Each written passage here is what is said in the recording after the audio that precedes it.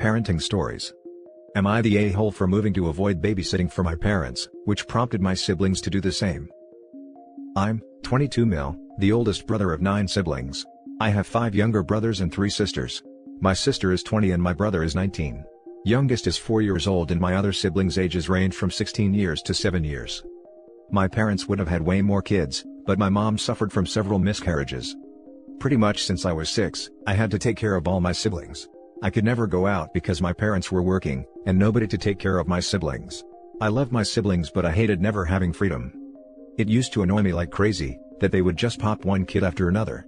Our house wasn't that big, so everyone shared rooms, never had any private space. Parents made good money but because of so many kids, they struggled financially. Years later I found out the reason why they had so many kids. It's because they weren't using any protection at all. My mom said they didn't believe in using protection, and any kids they had were because of God's will. If they didn't get pregnant, that was fine. If they did, it was because that was God's plan. I was so mad since I was the one also stuck taking care of all these kids, because they're too stubborn to use protection since it's against their beliefs. When my mom got pregnant again with my youngest sibling, I waited till my 18th and moved out that day. Made sure I moved far too, 1 hour away, so I had that excuse. When my sis turned 18, she begged me to let her live with me and I said, sure. My bro did too eventually. My sister has already moved out, but he's still there with me while we continue our college classes. They saw that I limited contact with my parents to avoid getting stuck babysitting, so they wanted out too. Now my younger bro who's 16 is spending more time at my place, because he hates it at home. My parents are mad at me for dipping out on them, since that's made my other siblings not want to be responsible for the younger ones either. My dad told me they're hurt I turned my back on my family, and have made my siblings do the same. Because I'm the older one, so I have the most influence on them, and ever since I left they followed with the same attitude. A part of me does feel bad that they're having a hard time, but at the same time, I feel they brought that on themselves just thinking they could have however many kids and expecting us all to just live with their actions. Just wondering if I'm the a-hole for how this all happened. Now for the top comments. Not the a-hole, tell them it was God's plan. Not the a-hole, it sounds like your parents used you to parent your siblings. There is an actual term for this, parentification. There is obviously a spectrum to parentification of how much responsibility the child is expected to have, but it sounds like you know that what your parents expected from you was an unfair amount. You didn't choose to have those kids, they are not your kids, but you were forced to look after them. Well done for being able to get out and start looking after your own needs. In a way, it sounds like you are still parenting your siblings by letting the older ones live with you. But as long as you are happy to do so, and that you don't feel you have to. Never heard of that word before to be honest, but it's different now with my bro. We both take care of our own things, so we're more like roommates, and brothers obviously, than anything. Not the a-hole. You didn't choose to have all those kids, your parents did. The younger children are their responsibility and not yours. End of story. Not the a-hole, you didn't turn your back on your family. You are choosing to live your life and be a brother instead of a babysitter. And after all that, OP is still letting 3 of his siblings live with him. That shows a very large capacity for kindness that I'm not sure I'd have in that situation. OP could be living completely independently, but instead is sharing his living space with dependents, in assuming they don't pay much towards costs, because he loves his siblings. Now for the next story. Am I the a-hole for no longer saving money for my stepdaughter's college saving after she took my deceased daughter's poems? My 13-year-old daughter passed away from septic shock after she was suffering from organ failure. It was hell. It has been and will always be a struggle for me. I still have those same feelings of hopelessness, loneliness and sadness, even though it's been nearly 4 years. I met my now wife who's a single mother of a 14-year-old daughter. She's quite smart, however she treats me poorly and sometimes would yell at me when she's angry with someone else. She made it clear that she had zero intentions of treating me like her dad, and would always feel as if I was trying to be her dad, even though all I ask from her is basic respect. I have some poems from my deceased daughter that I keep with me. She loved poetry and loved writing poems and songs. Even when she was at the hospital, I knew she was fine whenever I saw her holding her book and pencil and writing poems. I was always the first to look at what she wrote. A few days before she passed away, she wanted me to keep those poems and stopped writing new ones. It's like she couldn't even put together any words to write down. It was devastating seeing her like this, and that's how I knew something was wrong. I'd read those poems occasionally or whenever my heart feels heavy. My wife and I are currently saving money for my stepdaughter's college, and I've been contributing for over a year now, but I don't talk about it so my stepdaughter wouldn't think I was trying to control her. Yesterday, I found out that she took my daughter's poems, even though I tell her not to touch them several times. But yesterday she completely disrespected me and took them. When I told her to give them back and we were arguing, she only gave me some of them and casually said she lost the rest. I lost it and blew up on her for what she did, saying she just wanted to look at them, but the papers were filled with markers and it was clear she ruined them. I was so angry, especially when she tried to say it was nothing and had an attitude as well. I told my wife I will no longer be saving money for my stepdaughter's college fund after this. And my wife was upset, saying I made a huge decision over a mistake from her daughter, and that I would mess with her future out of spite. But I refused to discuss it because I was so angry. She didn't even apologize, and my wife says that my reaction was huge, but those poems are very, very important to me. I feel terrible and I'm sick of hearing she's a kid.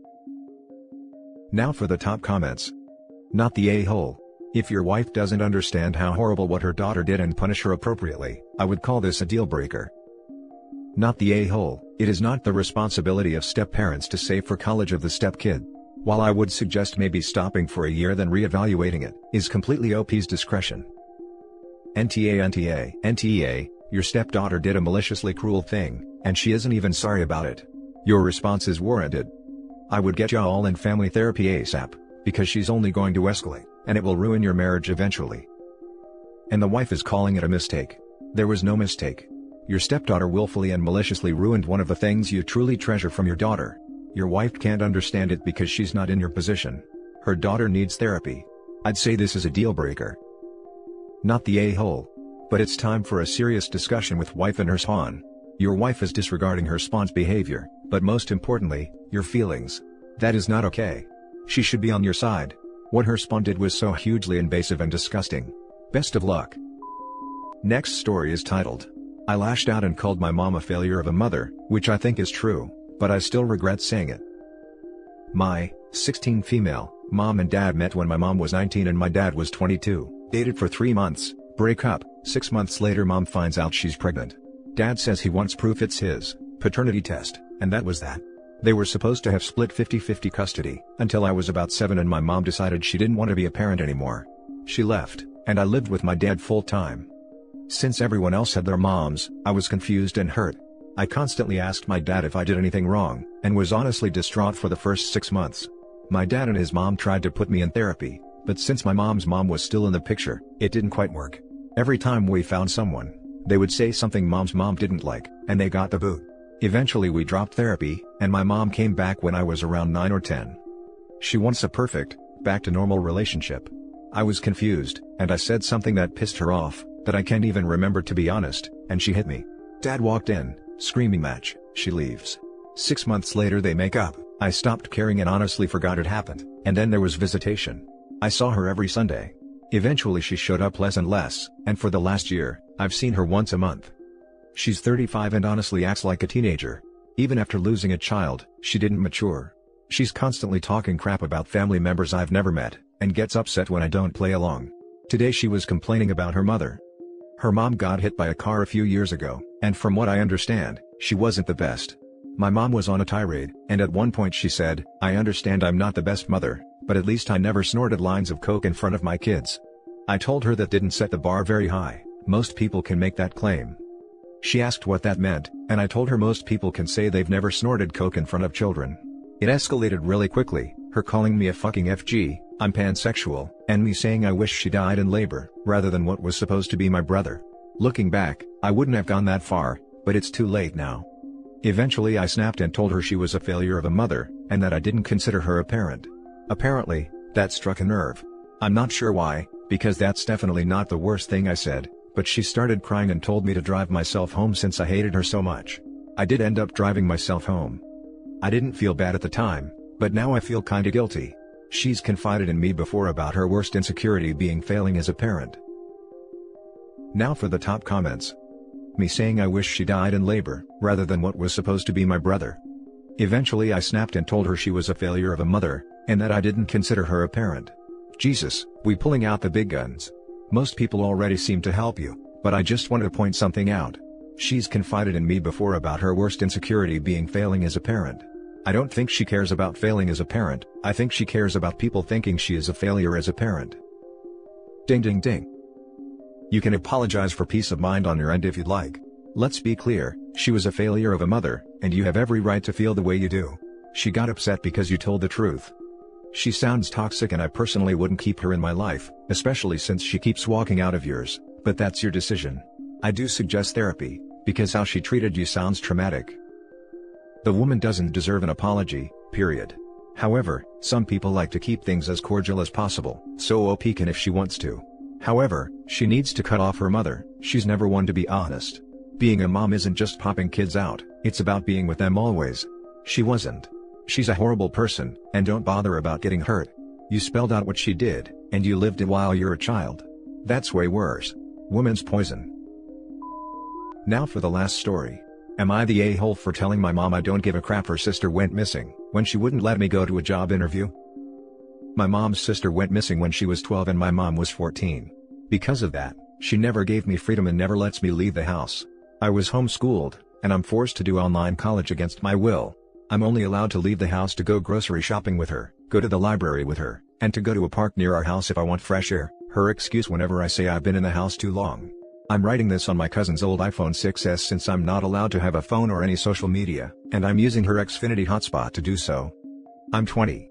She's never let me work before. I so desperately want a job so I can move out and never speak to her again. I literally plan to move to a different state and change my name. I applied to a job on the library computer as a tutor for kids, because I'm really good in school and I'm an education major, so it would be nice practice. I got a job interview and it's walking distance from my house, but the interview was in the corporate office which is 20 minutes away.